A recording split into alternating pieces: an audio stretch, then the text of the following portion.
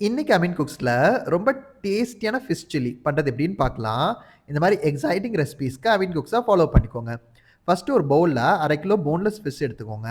நான் வந்து இன்னைக்கு கொடுவா மீன் எடுத்திருக்கேன். இதில கொஞ்சம் உப்பு, மிளகுத்தூள், மிளகாய்த்தூள், சோயா சாஸ் எல்லாம் சேர்த்து நல்லா மிக்ஸ் பண்ணி ஒரு 10 நிமிஷம் ஊற விட்டதுக்கு அப்புறமா, இதில முட்டையோட வெள்ள கருவும், கார்ன்ஃப்ளவர் மாவும் சேர்த்து நல்லா மிக்ஸ் பண்ணி ஒரு 1/4 மணி நேரம் ஊற விட்டுருங்க.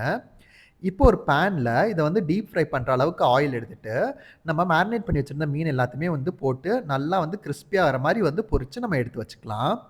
இப்ப எல்லா மீனையுமே இந்த மாரி பொரிச்சதுக்கு அப்புறமா, ஒரு பேன்ல கொஞ்சம் எண்ணெய் சேர்த்துட்டு, இதில பொடியா நறுக்குன கார்லிக், கேஷ்யூஸ், நல்லா பெரியா நறுக்குன பெரிய வெங்காயமும், கேப்சிகமும் சேர்த்துட்டு, ஒரு 2 மினிட்ஸ் சாட்டே பண்ணி விட்டுக்கலாம். இப்ப இது கூட வந்து கொஞ்சமா vinegar, chilli sauce, tomato ketchup, soya sauce 3ம் ஆட் பண்ணிட்டு, நல்லா மிக்ஸ் பண்ணி விட்டு, இதில ஃப்ளேவர் அட்ஜஸ்ட் பண்றதுக்கு கொஞ்சமா salt and chilli powder add பண்ணி நல்லா மிக்ஸ் பண்ணிட்டு, நம்ம பொரிச்சு வச்சிருந்த ஃபிஷ்ஷ வந்து இப்ப இதில சேர்த்துட்டு, நல்லா டாஸ் பண்ணி, மேல கொஞ்சமா வந்து ஸ்ப்ரிங் ஆனியன்ஸ் போட்டு சர்வ் பண்ணீங்கன்னா, செம யம்மியான ஃபிஷ் சில்லி ரெடி. இதோட ஃபுல் ரெசிபி டிஸ்கிரிப்ஷன்ல குடுத்துருக்கேன். இன்னும் ரெசிபில பார்க்கலாமா?